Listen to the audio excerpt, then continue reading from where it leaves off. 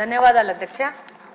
అధ్యక్ష, గతంలో మనం చూసేవాళ్ళం సంఘ విద్రోహ శక్తులు అంటే ఏదో బయటి దేశాల నుంచి వచ్చి ఇక్కడ టెర్రరిస్ట్ యాక్టివిటీస్ చేసి ఇక్కడ యొక్క శాశ్వత వాతావరణాన్ని మన భారతదేశం వాతావరణాన్ని డిస్టర్బ్ చేయడానికి చేసే వాళ్ళని తీవ్రవాదులు అనేవాళ్ళము, సంఘ విద్రోహ శక్తులు అనేవాళ్ళము. కానీ 2019వ సంవత్సరం నుంచి దీని అర్థం మారిపోయింది. గత పాలకులు గాంజా అనే మత్తు పదార్థాన్ని రాష్ట్రం మొత్తం తీసుకొచ్చి ప్రజల మీద దాడులు అనేది పెరిగిపోయాయి. ఈ గాంజా సేవించిన వాళ్ళు సామాన్య ప్రజల మీద దాడులు చేయడము, వాళ్ళని ఇబ్బందులు గురి చేయడం జరుగుతూ ఉంది. అధ్యక్ష, ఒకప్పుడు గాంజా అనేది పెద్ద పెద్ద నగరాలకి, పెద్ద పెద్ద సిటీస్కి మాత్రమే పరిమితమయ్యేది. ఆ సిటీస్లోనే పబ్బులలో, రెస్టారెంట్లో అవైలబుల్ ఉంది. ఇప్పుడు గాంజా అనేది చిన్న మండల స్థాయికి, గ్రామ స్థాయికి చేరుకోవడం జరిగింది. ఇప్పుడు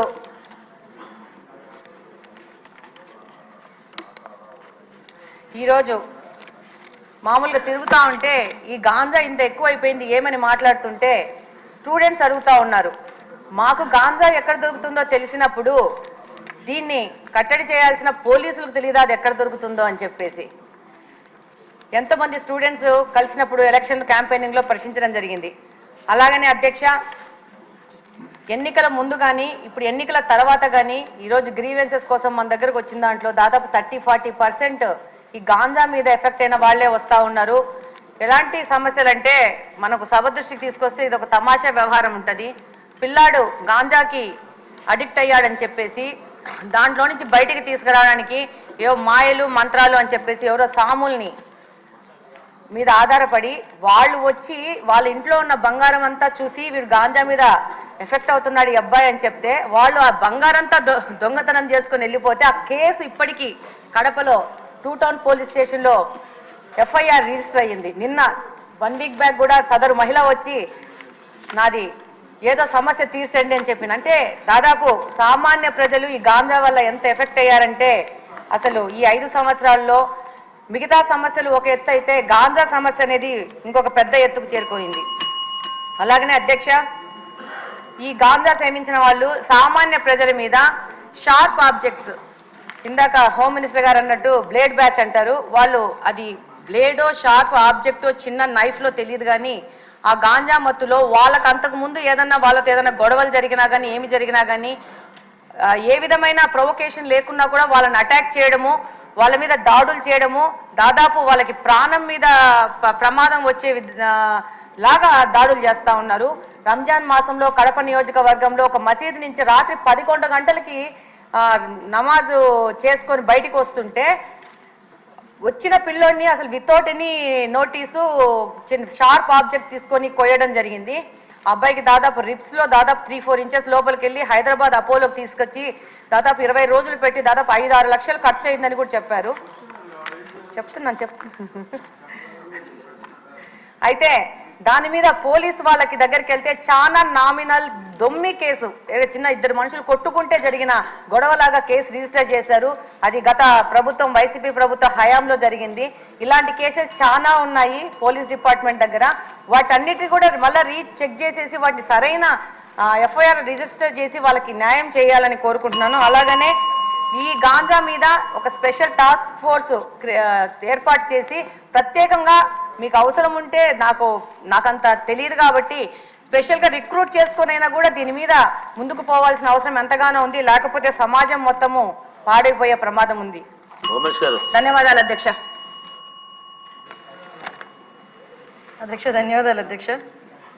ఈ అసాంఘిక శక్తుల గురించి అదేవిధంగా ఈ బ్లేడ్ బ్యాచ్ నియంత్రణ గురించి ఒకసారి మాట్లాడాలనుకుంటే లాస్ట్ 5 ఇయర్స్లో నేను చాలా సందర్భాల్లో చెప్పాను. పెద్దలు డిప్యూటీ సీఎం గారు పవన్ కళ్యాణ్ గారు మాట్లాడతారు.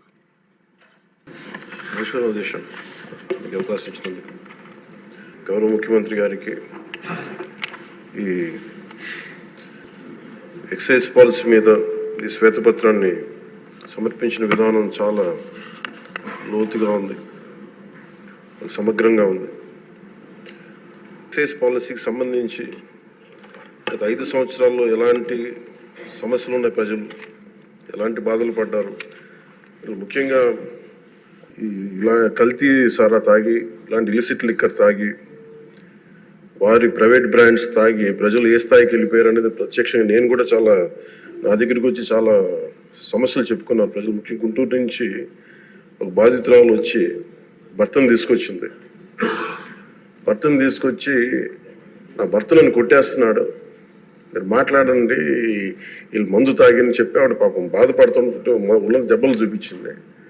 భర్తను అడిగితే భర్త ఏమన్నాడంటే, నేను ఎప్పుడు ఇలా చేసేవాడిని కాదు, మందు తాగగానే నాకు అట్లా అయిపోతుంది, ఇది నర్వస్ డిజార్డర్ వచ్చేస్తుంది, న్యూరలాజికల్ డిజార్డర్ వచ్చేస్తుంది అనేది తర్వాత దీంట్లో తెలియదు అధ్యక్ష.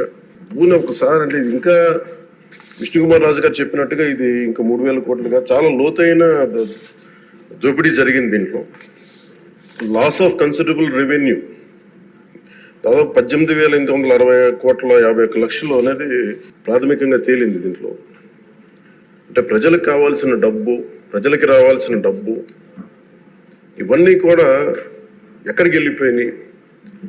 నిన్న ప్రధానమంత్రి గారు మనకి కేంద్రం బడ్జెట్లో మనకి 15,000 కోట్లు ఇవ్వగానే ఇందాక గౌరవ ముఖ్యమంత్రి గారు చెప్పినట్టుగా మనం అందరం చాలా ఆనందపడ్డాం. దీంట్లోనే నిజంగా ఈ 15,000 చిల్లర కోట్లు మనకు వచ్చిందంటే అసలు క్యాపిటల్కి ఇబ్బంది కూడా ఉండేది కాదు. పోలవరం చాలా వరకు అయిపోయింది. ఇవన్నీ పక్కన పెడితే అధ్యక్ష, నిన్న రివ్యూ చేస్తా ఉంటే ఒక 20,000 తీసుకున్నాడు ఒక అధికారి, మన ఏసీబీ వాళ్ళు తీసుకున్నారు, ఇంటర్ డిపార్ట్మెంటల్ ఎంక్వైరీ చేస్తాం అని చెప్పేసి ఒక రివ్యూ ఏదో కేసు గురించి చదువుతా ఉంటే తనకి కాంపెన్సేషన్ రావాలి, తనకి కోర్టుకి వెళ్ళారు. అది మాట్లాడుతున్నా ఒకటే అనిపించింది, ఒక చిన్నపాటి ఉద్యోగి తప్పు చేస్తే 20,000 రూపాయలు లంచం తీసుకున్నాడని చెప్పి లంచం తీసుకున్నందుకు ఏసీబీ ఎంక్వైరీ ఉంది, లేదంటే డిపార్ట్మెంటల్ ఎంక్వైరీ ఉంది.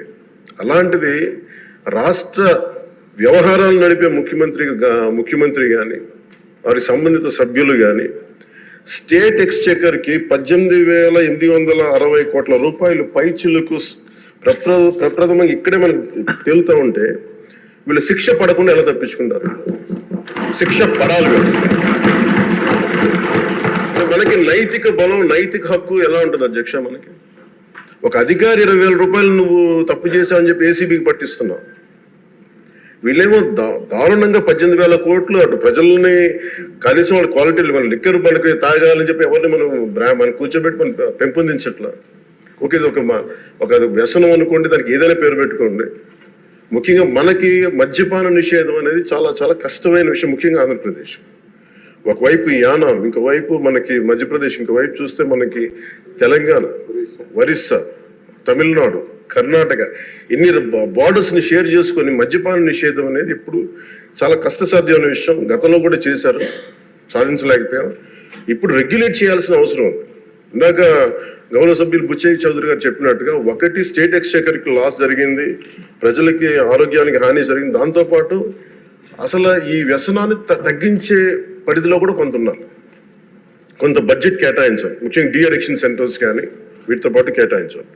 అది కూడా సూచన బుచ్చయ్య చౌదరి గారు చెప్పిన సూచన కూడా మనం పరిగణలోకి తీసుకోవాలి అధ్యక్ష. ఎందుకంటే రేపొద్దు దీంట్లో మనమే కనుక 18,20 ఎంత ఇది 18,000 కోట్లు ప్రస్తుతానికి వస్తే దాంట్లో కనీసం ఒక సర్టెన్ శాతం, ఒక 10% అంటాం, ఎంత పర్సెంటేజ్ పెద్దలందరూ కూర్చొని, విఘ్నులందరూ కూర్చొని దాంట్లో కొంత డీ అడిక్షన్కి దాన్ని ఖర్చు పెట్టాలి అధ్యక్ష. కేవలం దాన్ని ఆదాయంగా చూడకుండా అట్లీస్ట్ ఒక 10% డీ అడిక్షన్గా దాన్ని డీ అడిక్షన్ సెంటర్స్ ఖర్చు పెట్టాలి. కానీ అన్నిటికంటే కూడా ఈ రోజున మన గౌరవ ముఖ్యమంత్రి గారు చెప్పింది, వీళ్ళని ఎలా ఇన్వెస్టిగేషన్ అంటే అలిగేషన్స్, దీంతో ఎండ్ అయింది ఈ ప్రజెంటేషన్. ఇదే కనుక ఈ రోజున మనకి క్లాప్ మిత్రాస్కి ఈరోజు డబ్బులు లేక పంచాయతీ బోర్డులో దాదాపు 9 నెలల నుంచి మనకి జీతభత్యాలు లేక ఒక 59 మంది నలిగిపోతాం. అలాగే ఫీజు రీయింబర్స్మెంట్ లేక విద్యార్థులు నలిగిపోతా ఉన్నారు. స్టేట్ ఎక్స్చెకర్లో డబ్బులు లేవు. కానీ అందరూ ఇన్ని కోట్లాది మంది జీవితాలతో ఆడుకుని వీళ్ళ చేతుల్లో మటుకు ఇన్ని వేల కోట్లు, దాదాపు విష్ణుకుమార్ రాజు గారు చెప్పినట్టు 30,000 కోట్లు వెళ్ళిపోయాయి. 18,000 కోట్లు ముందస్తుగా తెలుస్తుంది, కానీ ఇంకా లోతుగా చూస్తే అది చాలా పెద్ద ఇది స్కామ్, ఇది దోపిడీ. వీటిని కనుక మనం వదిలేస్తే తప్పు చేసిన వాళ్ళని గత ప్రభుత్వం సంబంధించిన ఇది ఇట్స్ నాట్ అబౌట్ వెండెటా, పగా ప్రతీకారం కాదు, కానీ వీళ్ళని స్వేచ్ఛగా కనుక వదిలేస్తే వాళ్ళ అదృష్టవశాత్తు ఈరోజు వాళ్ళు అక్కడ లేరు. వాళ్ళు కనుక ఉండుంటే వాళ్ళకి నిజంగా వాళ్ళకి సమాధానం చెప్పాల్సిన పరిస్థితి ఉండేది. తప్పించుకొని పారిపోయారు వాళ్ళు. ఈరోజు తప్పించుకొని పారిపోయారు. వాళ్ళు we have to make them accountable అధ్యక్ష. వాళ్ళు we have to bring them in to accountability. They have to be penalised. వాళ్ళు దయచేసి గౌరవ ముఖ్యమంత్రి గారికి నేను మీ తరపు నుంచి ఆయనకి తెలియజేస్తున్నాను అధ్యక్ష, దయచేసి వీరిని please we have to penalise them sir. వాళ్ళకి సరైన శిక్ష పడాలి సార్. వీళ్ళకి తప్పించుకోవడానికి కుదరదు సార్. ఏదంటే రేపు పొద్దున ఒక ట్రాఫిక్ కానిస్టేబుల్కి బలం ఇవ్వాలి అంటే ఆపగలమంటే వాళ్ళు ఏమంటారు సార్ లోపల? నేను చిన్నపాటి కానిస్టేబుల్ అయితే నాకేమనిపిస్తుంది, మీరు పెద్దోళ్ళు అయితే వదిలేస్తారు, మమ్మల్ని అయితే పట్టుకుంటారంటారు సార్. మనకు రూలింగ్కి, గవర్నెన్స్కి, అడ్మినిస్ట్రేషన్కి నైతిక బలం పొంది అధ్యక్ష. ఐ రిక్వెస్ట్ యూ, నేను మిమ్మల్ని నేను ఉద్దేశించి అందరినీ హౌస్ మెంబర్స్ గౌరవ సభ్యులందరినీ గౌరవ ముఖ్యమంత్రి గారిని అడుగుతున్నాను అధ్యక్ష మీ ద్వారా. They have to be punished and they have to be penalised whoever they are. ఇది వెండెట్టా పగ ప్రతీకారాలతో కాదు, కానీ we promised that we will bring back accountability. We promised we were going to give a clean and clear governance. We have to live up to it. Thank you.